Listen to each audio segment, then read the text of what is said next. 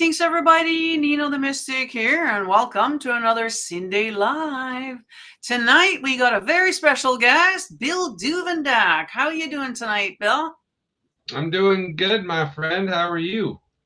I'm good, yeah. So what's new? It's been a while since you've been on my channel. So what, It was has it been a last bit. year, or when was that? I can't remember now. It was Last either fall, early maybe? this year or, yeah, late last year. Yeah, fall, I think. So about 6 months or so. Yeah, Yeah, it's our biannual checkup. yeah, exactly. So what's new in your world? Wow. Okay. So 2 books have come out. One's going to come out in about a week or so, week and a half. I released Ubiquitous Consciousness, which is about the holy guardian angel and the higher self and the ascended self and all those concepts. A compilation of my essays from Dolmen Chronicles over in the UK came out in book form called The Axle of the Year, and it looks at the seasonal Sabbats, but more through an astrological and metaphysical lens. So it's not a overplayed book of correspondences. It's more like during these holy days, you can expect these certain things happening astrologically every year. And then coming up the end of this month or the first part of May is going to be a Draconian Egyptian Codex, which is going to be a continuation of sorts of a Draconian Egyptian grimoire. So it's going to have more Draconian Egyptian deities, more thoughts on ancient Egypt. And that'll be nice to get it out. It's been gestating for a while, so it'll That be sounds nice very for it interesting. to get Yeah. there with a Yeah. forward for my friend Judith Page. Oh, nice. Nice. Yeah, I love the that kind of stuff. You know, I got this codex here from the Mayan calendar that I got like years and years ago. It's probably one of the first things I got into when I left Christianity and started investigating the occult. I somehow got I guess because it was just a couple years before the 2012 thing where the whole Mayan calendar thing was like the thing, you know, out there. So um Yeah, and yeah. people don't give that system the credit it deserves. The main difference between Western astrology and what the Mayans were doing is that Mayans based their system on cycles of V. So it was 2 year transits, whereas Western astrology is based on cycles of Jupiter, which are 12-year transits. So by default, that means that the Mayan system is technically more accurate. And to know that it's more accurate means you have to go back in time to when it was constructed. That was all oral tradition. And it's Mhm. easier to convey things in a 2 year cycle than it is a 12-year cycle, especially when the average lifespan was about half of what it is today. So I Mhm. like the fact that you enjoy that because I have found in a lot of ways it to be more accurate, especially considering what you mentioned about 2012. They said there was going to be a shift in consciousness in 2012, and boy, here we are 13 years later, and it's been a huge shift in consciousness. I know at the time we're all like kind of waiting for something drastic to kind of happen, which of course it didn't. You know, it kind of came and went, and we didn't really think of it too much. But yeah, when you look back now and you look at that time frame, like yeah, it's been a huge shift. I mean, just 2 years after that, in 2014, is when I sort of woke up, kind of thing, to things, and it seems like you know a lot of people did, you know, between 14 and I don't know until today, I guess. You know, there's a lot of people waking up to, you know, or becoming more interested in, you know, kind of, you know, where we come from, you know, what's going on, so that we can figure out where we're kind of going. And I guess that's what astrology is all about, and it always has been, is trying to figure out what's coming, you know, in the future. Everybody's always interested in knowing what's gonna be coming. So speaking of, I mean, is there anything that you've seen that, you know, it's sort of worth mentioning here that's coming up, or So astrologically, you know, and we touched on this on the pre-show. Astrologically, most of the attention is on politics right now, and I detest that subject because for various reasons I shouldn't have to explain. So I Mhm. don't really know of the astrological side, but I just put a video out on my YouTube channel about Neptune and Aries. And I have been looking at that because a lot of people are not doing their homework and they're selling snake oil to people. If you pick any conversation about Neptune which just entered into Aries, you're going to see the same reference, which is the fact that Neptune was in Aries right about the start of the United States Civil War in the 1860s. So everybody jumps back to that and they try and draw parallels to what's going on now. And like you said, they look for insight to see if they can crystal ball what's going to happen. Will we, won't we, what trends are parallel? And that's fine, but that's erudite, trite, and shallow because that's only a sample size of one Neptune and Aries transit. And I did a little bit deeper dive and I went back 1,000 years to put it into context because that's approximately 7 or 8 Neptune and Aries cycles. And when you look at it through 1,000 year lens, it's a lot different than that pedantic bullshit, let me tell you.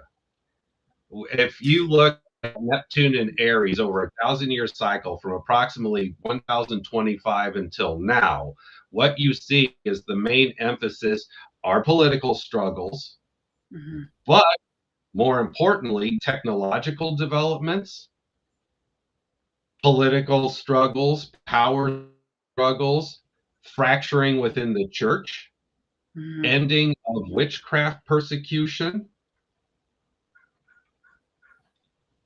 You see a lot of things like that that people conveniently leave out of the conversation. So this upcoming ingress has been huge news to me.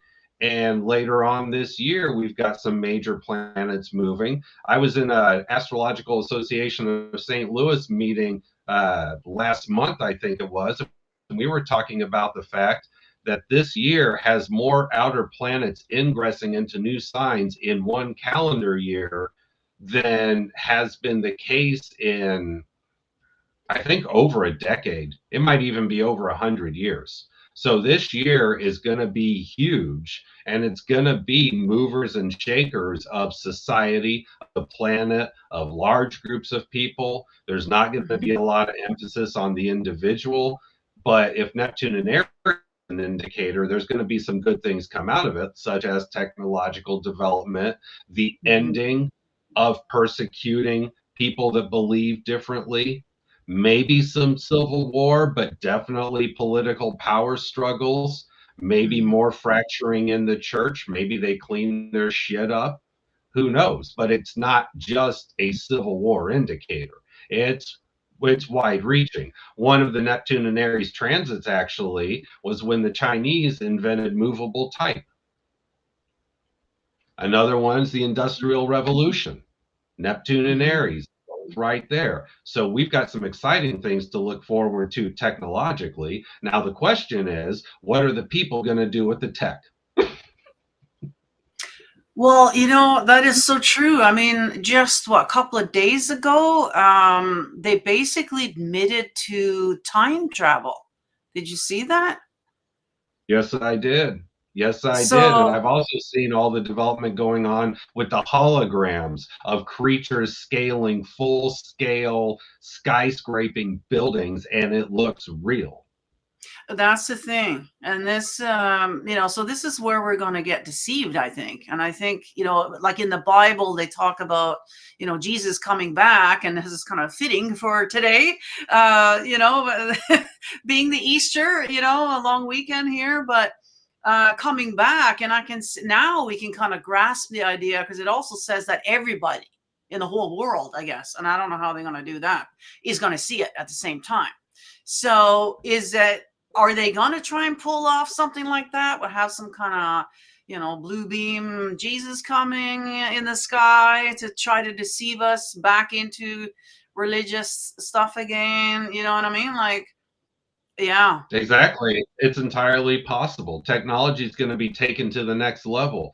And a conversation I was having with Adam Knox from the Cult of You project not too long ago was the fact that all this emphasis on AI neglects the fact that this is not true AI. This is only a small controlled piece of it. Oh, that's So then we're interesting. going to see more development on that level too. So according to AI, and I can't remember who asked it or what it was, but they asked AI where it came from or whatever, and apparently it said that AI has always been here, just like electricity has always been here too. We just didn't know how to tap into it. So So, then yeah. oh, go ahead, because Go I ahead. think we're looking at it the same way. Well, if that's the case, that makes you wonder, what else is here that we haven't tapped into yet, right? There's probably a bunch of things that are right here, right in front of our fingertips. We just don't know how to use it or how to tap into it. And also, like, if this is just the beginning, what else is there? Like, you know what I mean? What else is AI? Really? Well, and there's the spiritual side. AI's been here all along. You're right. Older people called it God. Right. People before that called it nature. It has been here the whole time. AI is just a new buzzword for the same idea cultists have been working with for 2,000 years. So you can tell the people that really get excited about it are the younger souls. Yeah, because it's new and hip and modern, you see. Yeah, versus us old To them, fogies. it's new, and to Yeah. experienced practitioners like us, it's meet the new boss, same as the old boss. It's kind of funny because I see these boxes that they have nowadays. They're magicians, right? What do you radionics boxes? Basically, taking witchcraft to another level. Basically, so instead of doing it the old-fashioned way of manipulating energy and your will and everything, we just let the box do it now. Right. So, yeah. So that's kind of interesting. Exactly. I mean, it has its upsides, I guess. I mean, you can have multiple boxes, all kinds of spells going all at once and whatever. And, so I mean, I can see the use for it there, I guess. But on the same time, it's like, I don't know, I kind of want to hang on to the old ways of doing things, like I'm kind of resisting a little bit. Yeah, it's all about finding the balance. Yeah, I guess.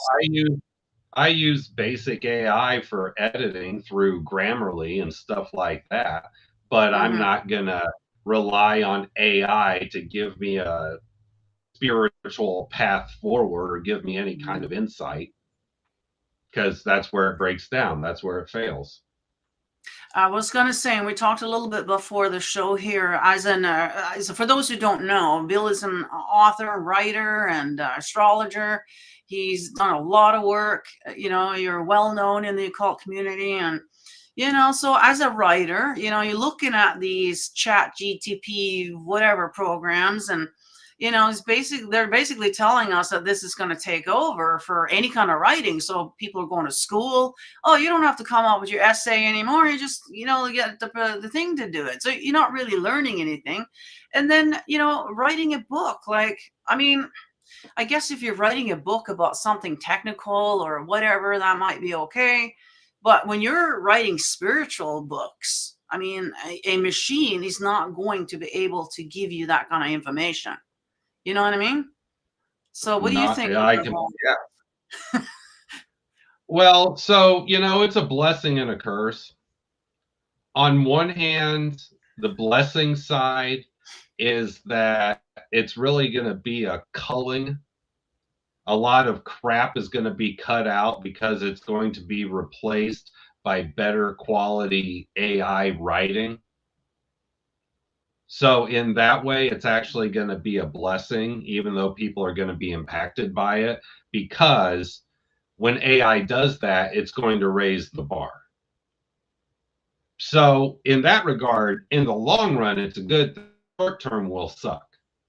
But of course, the bad side to it, which I have experienced, is it's not necessarily the AI, it's the people programming the AI.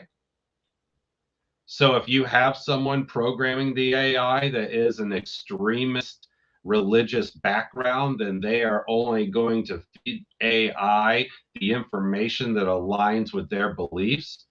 So there can be a lot of spiritual damage done that way.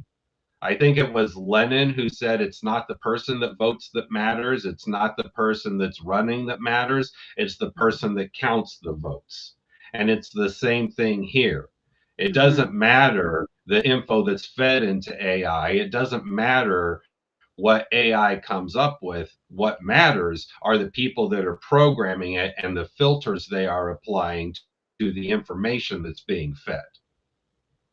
Well, that's the problem, right? And so, yeah, the machine only knows what it's been programmed. And so, yeah, so all depending on who is programming these machines for us. Exactly. How are we vetting these people? Really? We don't even know who they are. Exactly. You know? Right. So, yeah, I mean, they could change religion completely if they wanted to. The new people, like the young people, they don't know. They never read the Bible. They have no idea what any of this stuff is. You know, so if the Chat GPT said it, well, it must be true, right? So, and even in universities now, it's perfectly acceptable to feed your information into AI to help write your paper, but there's yeah. even websites dedicated to spotting where a student used AI to write a paper instead of as an assistant.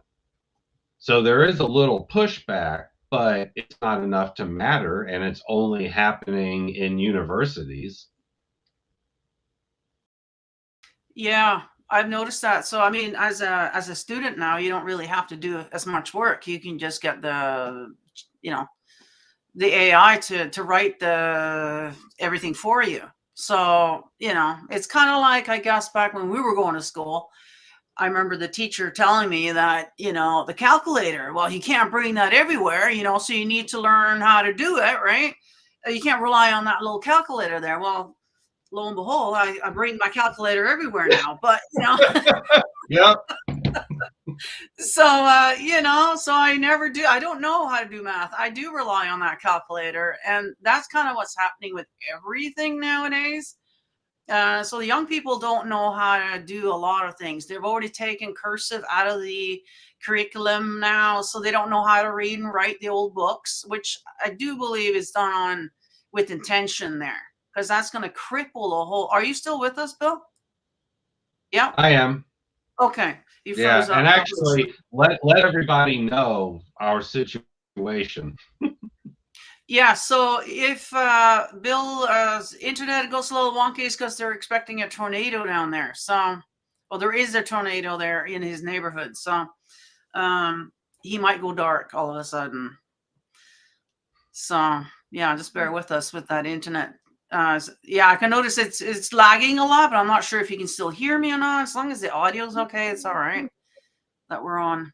The audio's fine. The picture Okay. lags occasionally, but I know that I'm lagging, so I'm trying to cadence accordingly. Okay, good.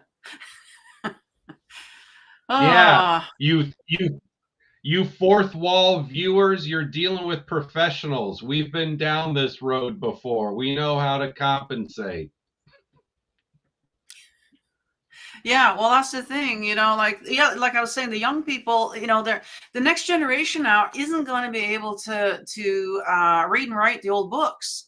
So if we do lose the internet, or we do go back to the Stone Ages, or whatever is going to happen here, they're not going to be able to read the old books, and so we'll be in demand. So anybody that knows how to, I'm encouraging my kids to teach my grandkids to write and read the cursive language, so that they, you know, they're able to read the books. They'll be in demand.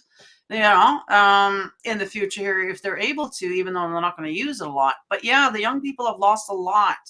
Never mind the calculator. They, now the writing, the social skills. There's a lot of things that are declining in society, I've noticed, with the technology. It's kind of taken away our humanity in a way.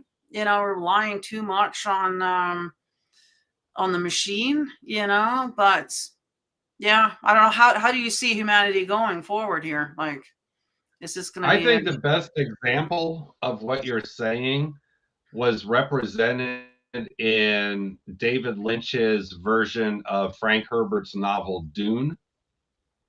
There's a little intro piece about how the rise of technology made people lazy and dumb. So at first, technology were tools for humans, and then humans became reliant on technology. And then eventually that led to the whole storyline of Dune that Herbert wrote. But we're seeing that exact trend. At first, technology was created to help. Now you're getting generation after generation of people relying on technology. And that is going to lead to a very bad place.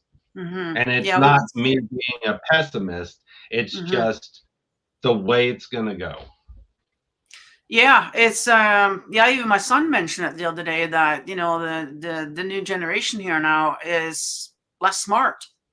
They do studies, and whatever, and yeah, we are getting dumber, so yeah, hold on to the OG ways, I say, keep it going. Find the balance between the two. Yeah. Well, it is a helpful tool, no doubt, and it's great for communications and, that kind of thing. Look at the medical field. Obviously, a lot of these technologies are to our benefit, but, it's kind of like if you don't use it, you lose it. And I guess that's what's happening is we're not using our brain for a lot of the things that we used to do. And even our bodies, we have to actually make ourselves go to the gym in order to move our bodies because we don't move them anymore. We're just sitting here all day. And so, and same with the brain, so we're kind of losing a lot unless we purposely do things to keep it up, which a lot of people aren't, and then we're just declining. So yeah, it's an interesting world. But staying in the balance it always comes back to that, I find, staying in the balance. Yeah, it does. And you can't be 100% against technology, but you can't be 100% for it either. Yeah, well, we can kind of see where it's going, and that's what I'm resisting. Just look at the way they're operating in China, and that's kind of what the Western world is aiming for. And so that's not going to be good. So if we can kind of just stay sort of in the middle ground here, that will be good, where we have a little bit of technology, but not too much, and keep our privacy. That's the issue that I have with it. Is even with your debit, like when you go out and debit, that means that the bank and everybody knows exactly what you spent your money on, every dollar, when you spent it, how much you spent there. And like, I don't like it. I've gone back to cash myself now, and just that way they don't know what I'm spending my money on. I don't want them to know. It might seem a little trivial, but I don't know.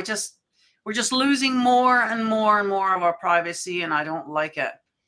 So this whole digital, system that they're coming out with, we're going to lose all our privacy, essentially, with it. And they're also going to be able to keep control of us as well, because they can just turn it off. Oh, you're not being a good little citizen? Well, guess what? You don't have access to your bank now.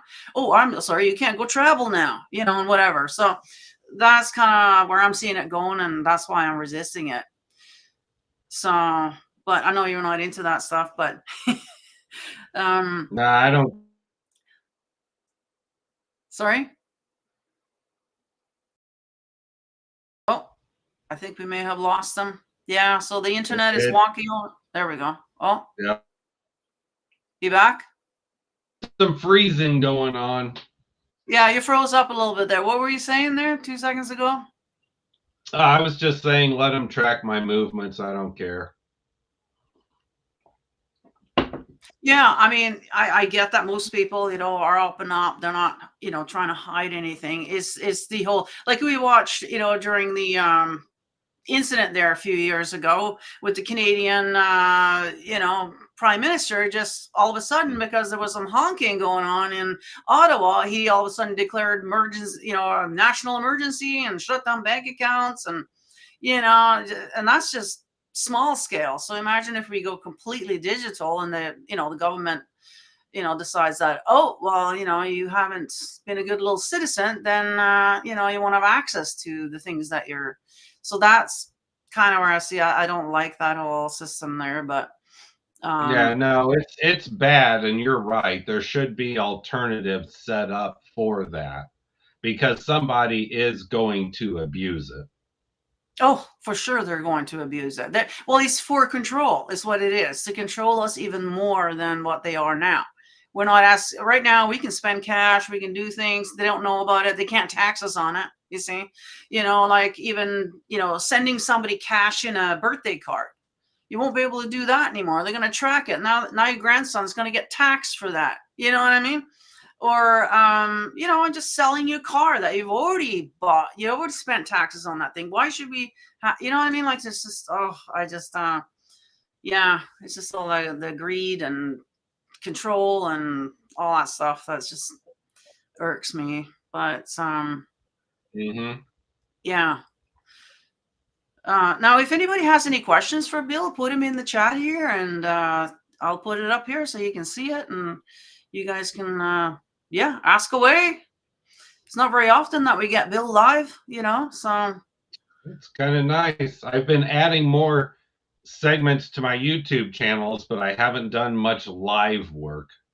It's been all yeah. pre-recorded. Hmm. Yeah. Yeah, there's something to be said for the live. As you can see, there's technical issues, there's a lot of things that can happen during the live show. So a lot of people stay away from the live. Me, I'm just lazy. I don't want to have to upload and edit and all that stuff. So I just go live, bing, bada, boom, it's done. And I'm the opposite. Give me the Yeah. editing by myself. Good enough. Yeah. Yeah. Everybody's got their own style there. Yeah. Yeah. Oh. Hmm. Oh, let's see. We got a question here for you. No. There you go. Which of your books is better for a professional level practitioner? Probably. How you doing, Lisa? It's good to see you. I'm glad you're here. Uh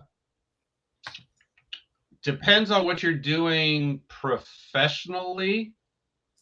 I say that because my workbook, Teach Yourself Astrology, is probably the generic answer because it gives you a formula, it gives you a format, you can follow it. If there's parts of it that you disagree with, you can tweak it.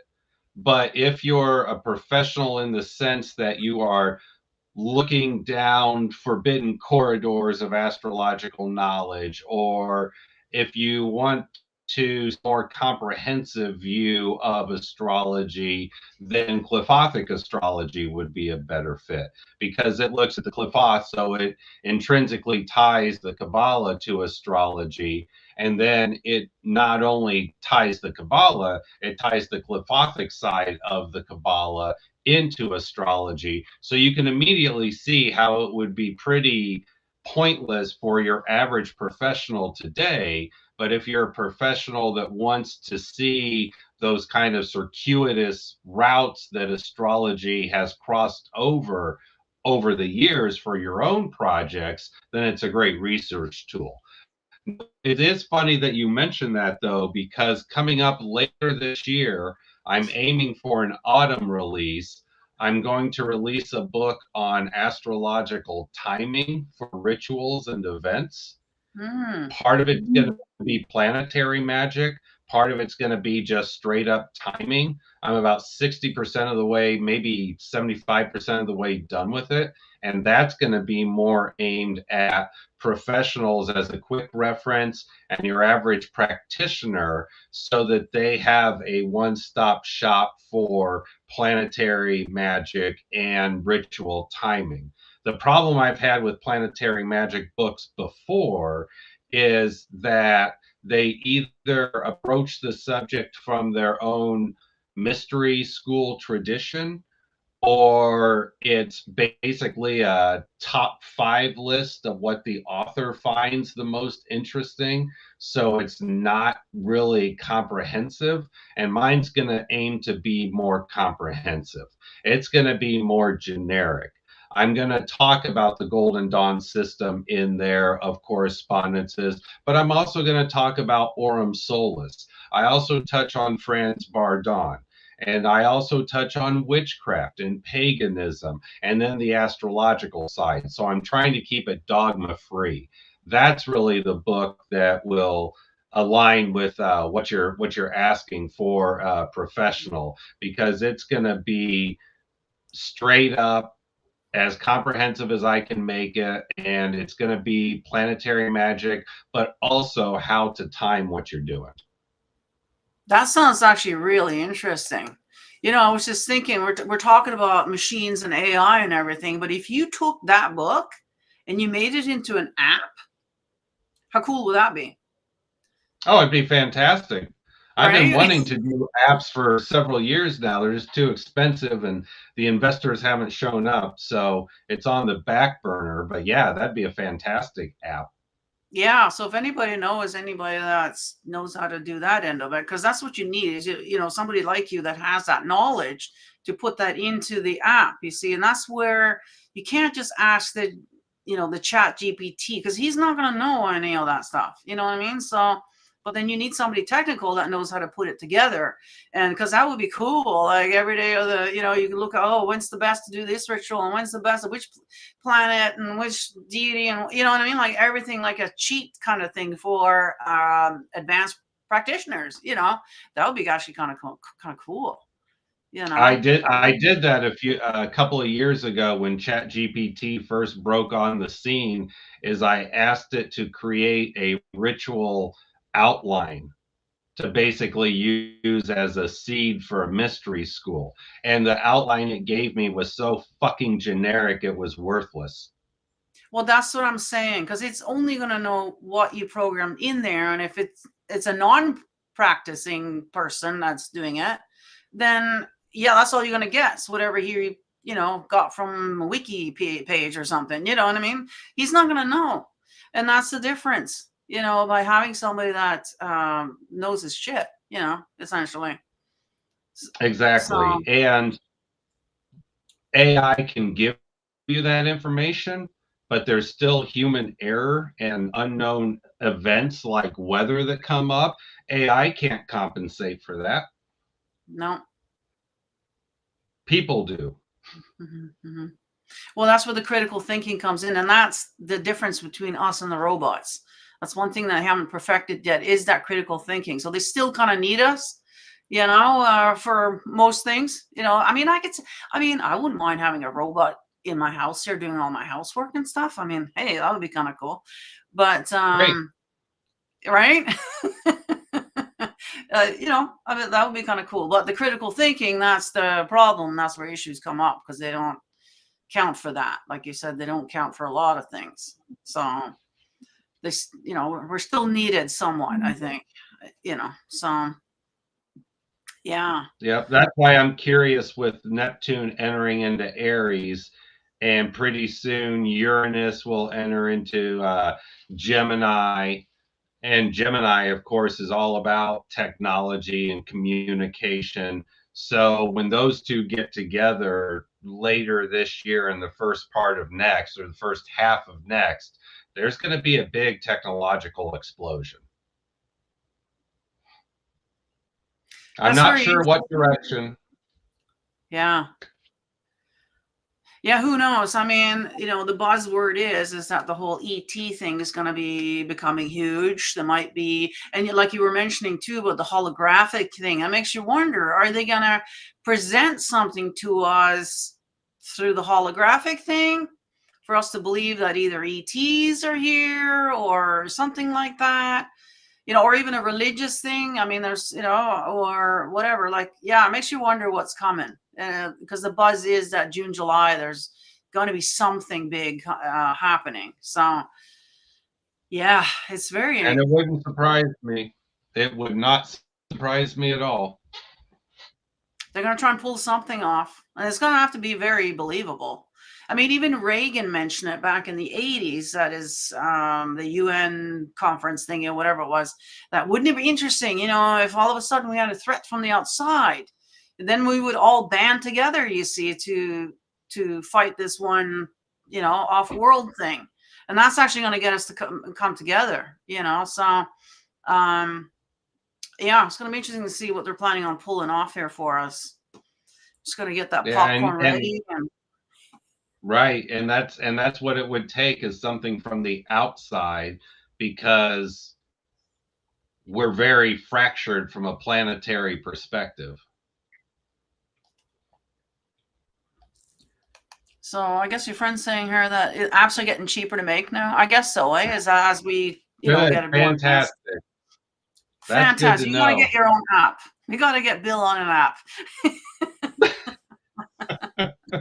Ask Bill, and it's all in there. That's right. That'll be the name of the app.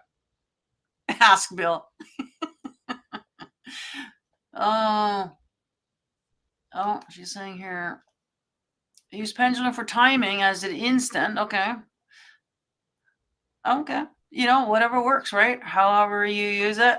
There's a lot of tools out there for divination and all that kind of stuff. Well, and Lisa's following the classic model. You do the divination first to see if you should even do the ritual, and then when you decide or you get your answer, then you go to the astrology to time it out and put it together. Yeah, exactly. Yeah, well, that's doing it the old-fashioned way, though, isn't it? Where you actually got to do the divination instead of just asking the thing. When should I? So again, we'll get lazy. That's the thing. We're going to lose all our, magical abilities, really, because we're just going to rely on an app now. We're not going to do any of it ourselves. So that's the thing, And even with the going back to the cursive, curses. Spelling, like these things are all, we use these things in the spells. And so once the kids don't know how to do the cursive language, they're not going to be able to do it the way we used to. So I don't know if there's, so yeah, there's probably a lot of agendas of why they're taking that out. Never mind reading the books, because it's just another form of book burning, really. Not being able to read them. And actually, AI won't even be able to read those books. It won't even be able to translate them because it won't understand it. Right. So the knowledge will be completely gone. Not if, it's already happened. I think my kids were the last generation to learn cursive in school. So, and that was 20-something years ago. So, yeah, it's been a whole generation now of not learning it. So, yeah, that's gonna be. I'm just trying to see if there's anything I missed here. I don't think so. Ask again if I miss it, because it keeps going. Oh, I think that might be a question.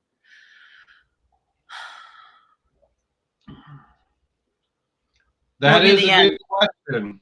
And that is one of the classic debates through history. Is, will the human race go extinct through their own tools?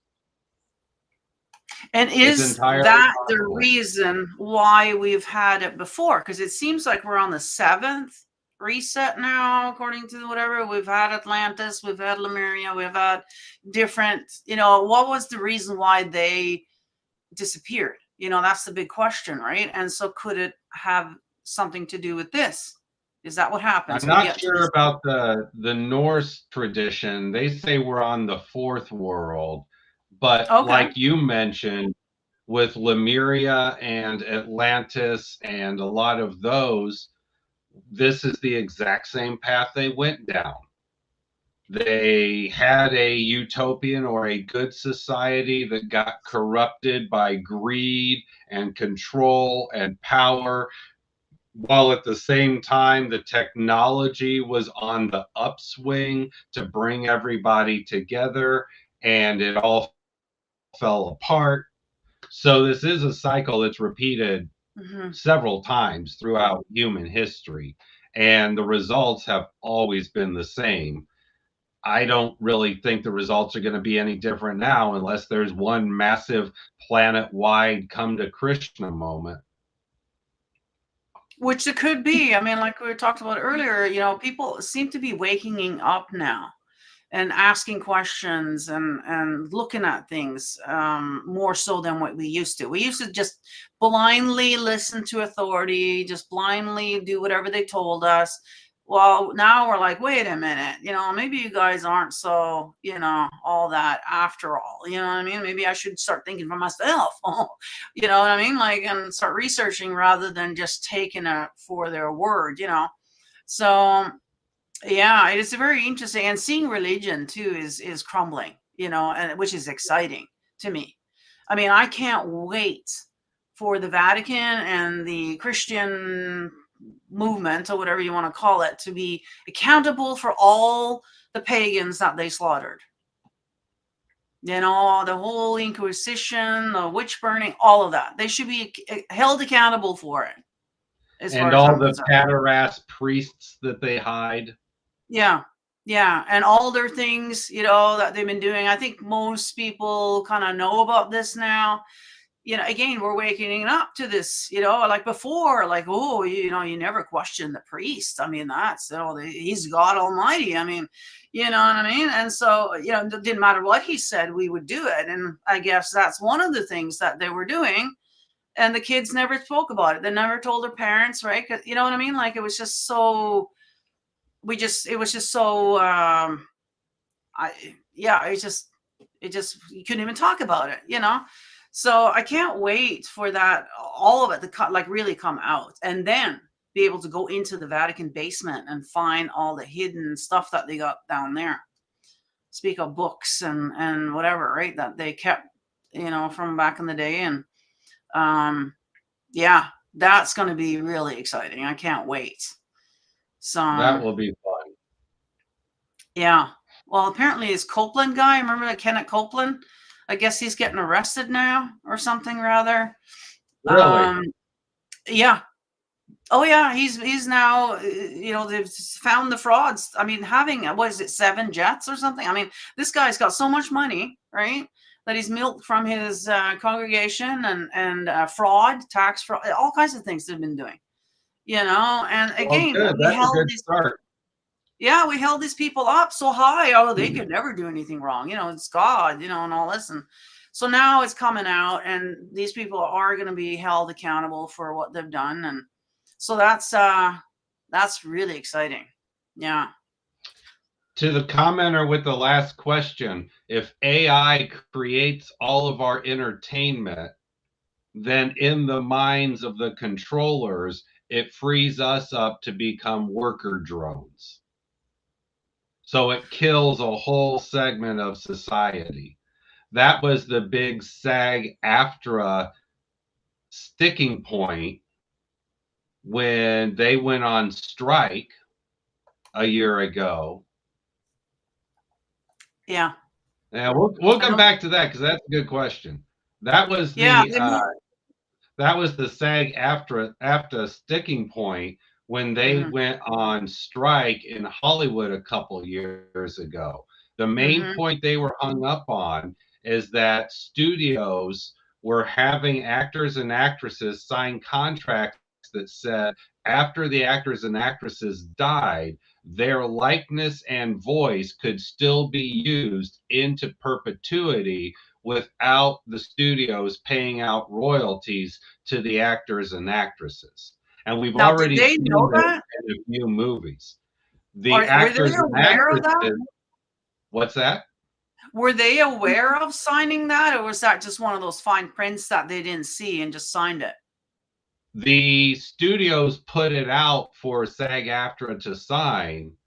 The SAG-AFTRA lawyers went through it and found it, and that's what caused the strike, because the actors and actresses said, no, when we're dead, our work is done. Right, So right, right. we've already seen rumblings that yes, you're 100% right, commenter, that basically AI will do all the work of entertainment, spirituality, anything having to do with the creative human spirit, and that will in turn cause all of us to be cogs in the corporate machine. Well, apparently, we all have a digital avatar in the cloud somewhere, especially for us who are, got our face online here. So they could be, so AI could be continuing on writing books as Bill Duvendack long after you're gone.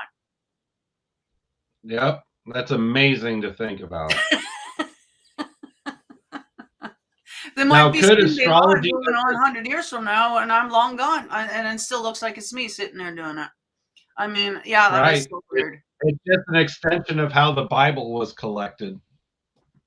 So, so if you want to go a little dark and deep on that one, so even if they did depopulate most of us, we wouldn't know, because online we're still alive. Oh, well, so even if you were gone, I wouldn't know it because Bill's sitting right there. Looks like Bill's Right? still here. He's writing books. He's doing, well, what do you mean talk about depopulation? Everybody's here. No, they're not. Maybe you just, you know what I mean? Like that, it's kind of scary to think that, maybe they're, yeah. And Anyway. that was hinted at in Ray Bradbury's classic Fahrenheit 451. Now, could So let's, astrology have been given to us or engineered by a non-human intelligence? Oh, yeah. Oh, I completely agree. But I don't think it was so much given to us as it was people stealing the fire from heaven like Prometheus. People figured out that you could use astrology to know the language of a non-human intelligence. To my knowledge, there's been no alien intervention or non-human intelligence intervention in the development of astrology. The development of astrology has been 100% human, and you can tell by the various dead ends in the evolutionary tree of astrology. Now, having said that, I completely agree with you that using astrology puts you in line with a non-human intelligence. So it's knowing the language of that non-human intelligence, whatever name you call it. how do you feel about us being in a simulation?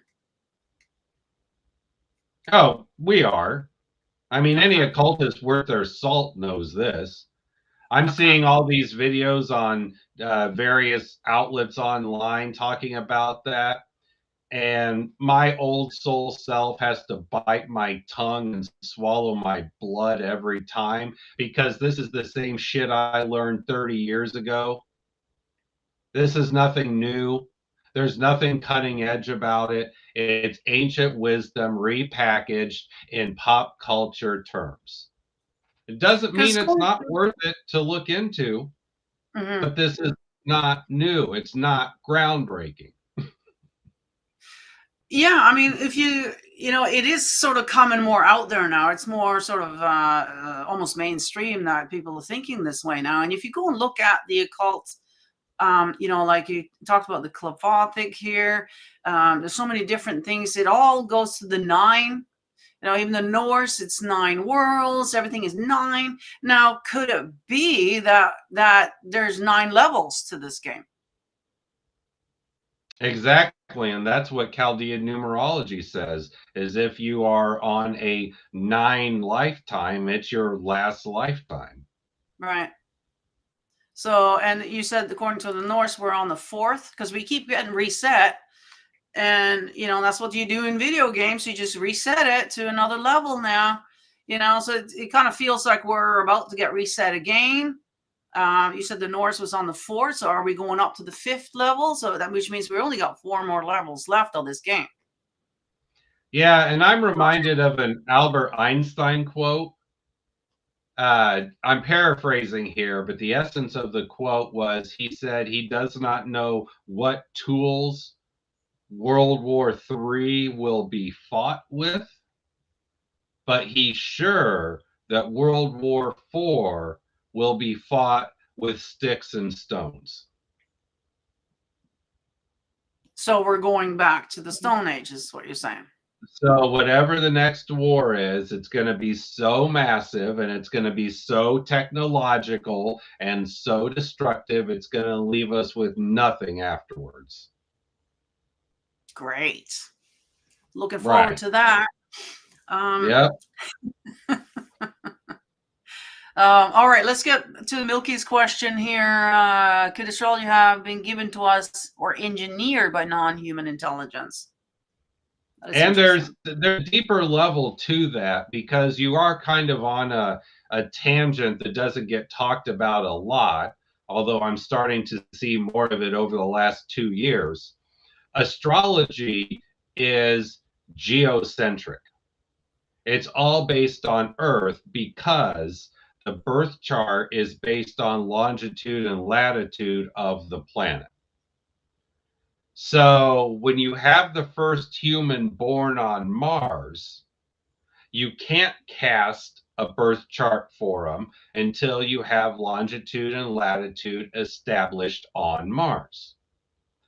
So then if you extend this conversation, then you've got to think about, what if a child is born on a starship in between planets? There is no longitude and latitude. So yes, it is entirely possible that there is a cosmic form of astrology that relies on some sort of grid coordinates that we have not discovered yet. And I think that's really the answer to your question. There might be another system of astrology out there that is engineered by non-human intelligences, but it's not geocentric. It would probably, for the Milky Way galaxy, it would probably be Sagittarius AB centric, because that cluster is the heart of our galaxy. So it would probably use that as the starting point and radiate out from there. But once you leave the Milky Way, then if you think about fractals, that would only be one microcosmic system in a larger macrocosmic system of the whole multiverse. And then you get into XYZ coordinates instead of just XY coordinates.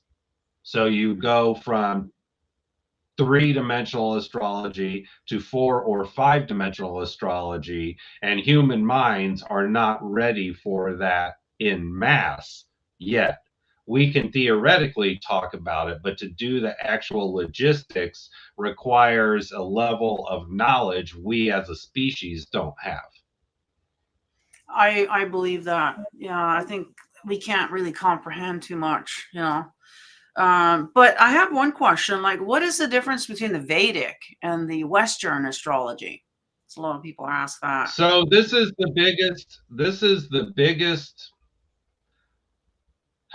rivalry, contention, bitching point that I've been seeing lately, and it comes up every few years. So again, it's nothing fucking new.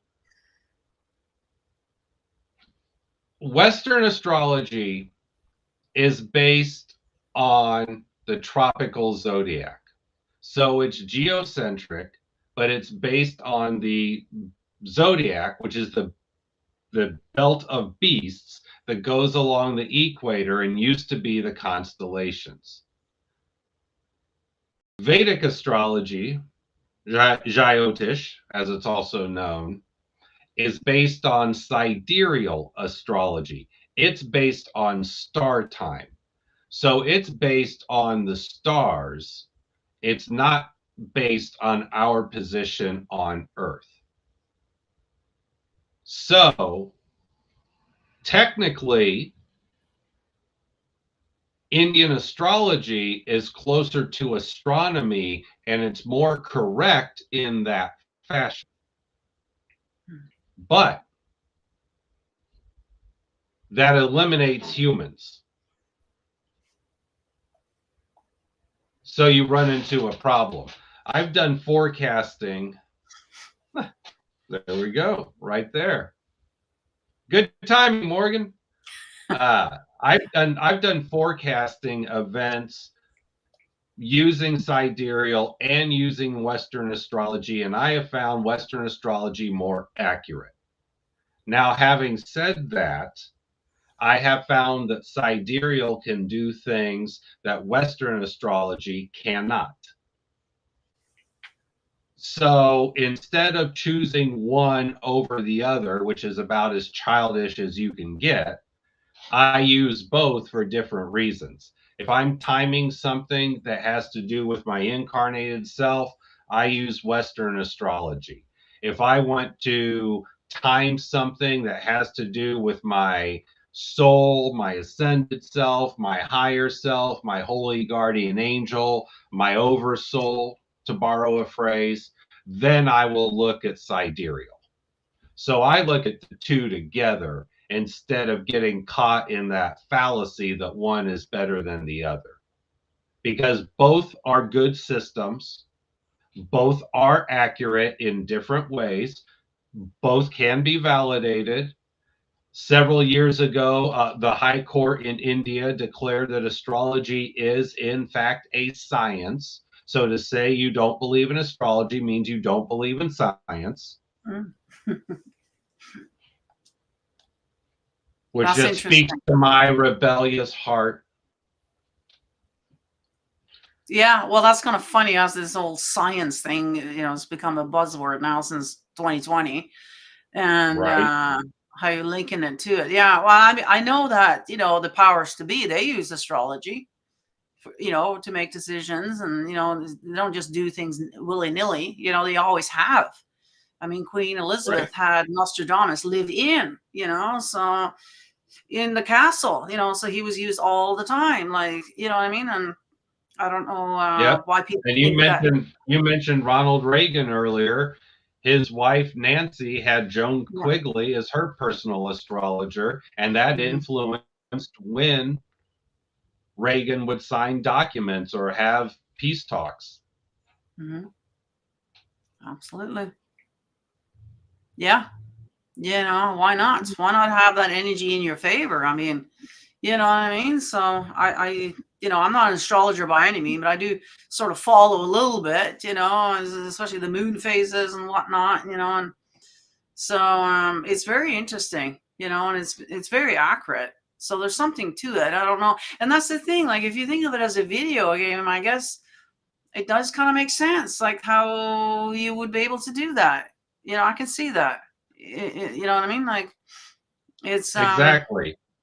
Video games are becoming so valuable now to understand spirituality because video games are everywhere. So now the average person can understand when you're playing a video game, you create a character, you immerse yourself in that world, and you achieve certain goals. That's no different than life. Pretty much in a nutshell. Yeah. Yeah. My rebellious side says that without role-playing games, people would not be as spiritually evolved as they are.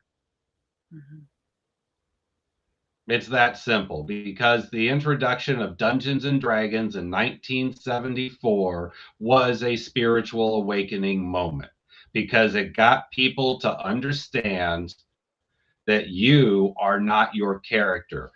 Bill is not Bill, but is Bill. Nina is not Nina, but is Nina. And this is all one big flippin' video game. So anybody that doesn't like video games or tabletop role-playing games, they're just not spiritually evolved. Because Yeah. our spirit.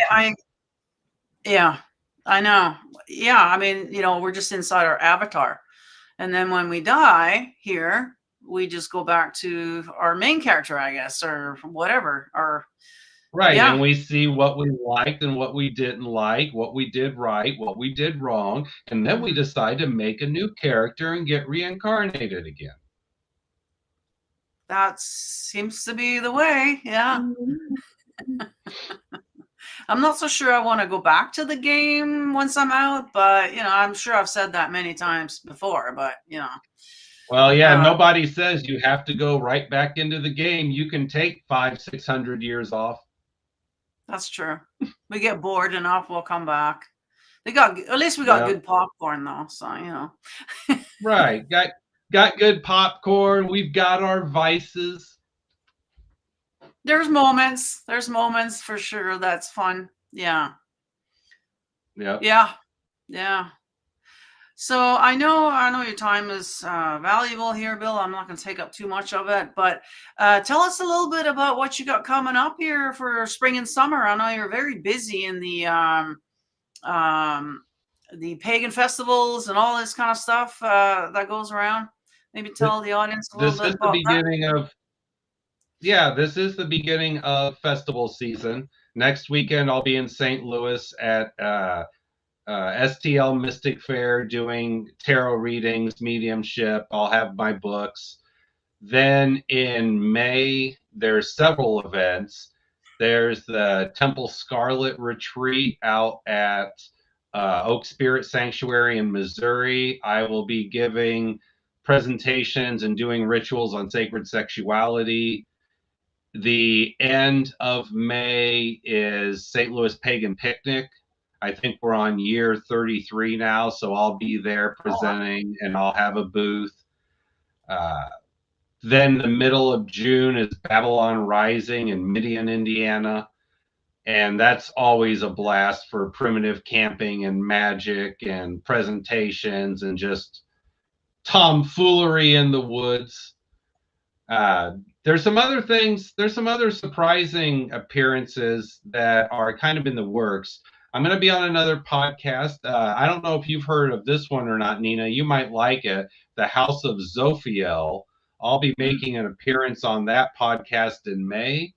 And then not to spill the tea too much, but there could be a TV appearance on a major network coming up in a few months. Wow. Yeah, so things are starting to pop off. Good for you. Well, that's good. Yeah, I'm glad that you're back out there again. 2020 was a bit of a downer there for everything, so glad to see that you're back out there again. And it's too bad that you're not coming around this way, but I guess you never go over the border, down in Canada. Well, I haven't been to Canada in about 10 years, and I would like to go back. I did travel a lot more when I was younger, and I'm not opposed to it now. I was just in the UK last autumn for the Pandemonium Conference, and that was a good time. It's all about the things that us humans have to deal with all the time. It's all about money and logistics and all that, So I'm not going to say no, because I would love to get up there, but there would just have to be a lot of things that fall into place to make it happen.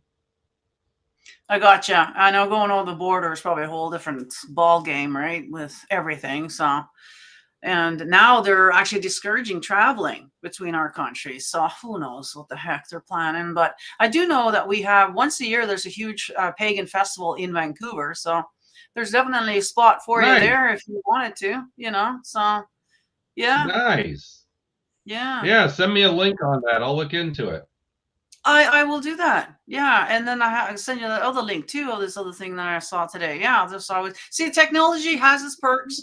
You know, we can share things and whatnot. So you know, they're not going to slag it too much, but you know, it's time and place, I guess, and in moderation as well. So, oh, I don't think that was a question. But yeah, do you have any other things that you want to touch on before we leave today? Or does anybody have any questions? Put them in there now. We'll get them right away. If not, you can always drop them in the comment section later as well. We can answer them there. But yeah, do you have anything else that you want to touch on before we close her up today? Not really. I think we've pretty much hit the highlights. We're still in this big bubble of change, but 6 months, a year from now, we should have a clearer picture of what we're doing, where we're going, and why. I hope so. I can't wait. It's almost like that Band-Aid thing. Just rip it off already. Let's get on with whatever it is that they're going to do. Let's just do it so that we can get on with our lives, you know? And so I'm hoping that by next year that the Band-Aid has been ripped off and we can start to deal with it, you know, and figure things out to where we're going exactly. Because I completely agree. Yeah.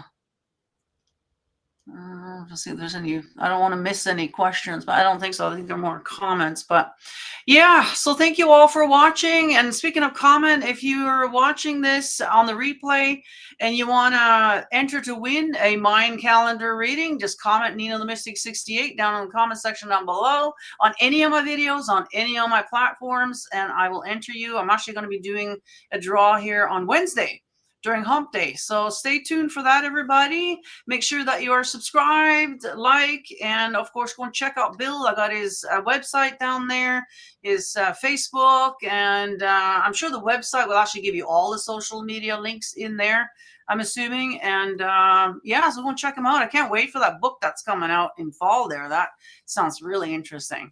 I'll have to go and check that out. Yeah, it's gonna be fun. The reason it's not completely done is because I'm scouring my brain to make sure I didn't miss anything. Well, I appreciate that, Bill, and I'm sure everybody else does as well. You know, that's the thing. People are so hasty nowadays. They want to just get it out there, just spit it out, and they don't really care, you know. So I appreciate that you actually are taking the time to make sure that this is going to be, you know, really good. This is going to be it. You know, I would sure hate to, after you publish it, then sit there at night and, you know, think, oh, geez, I should have added this. I should have done that. Mind you, I'm bad for that too. There's always something you want to change. But yeah, I'm really looking forward to that one there. So yeah, thank you for coming on, and enjoy your upcoming festival season. And we'll have to do this again. We should. Thank you for being a wonderful hostess as always. Yes, thank you for coming on, and thank you for watching, everybody. Check out the links down below, and I'll see you guys in the next one. Bye.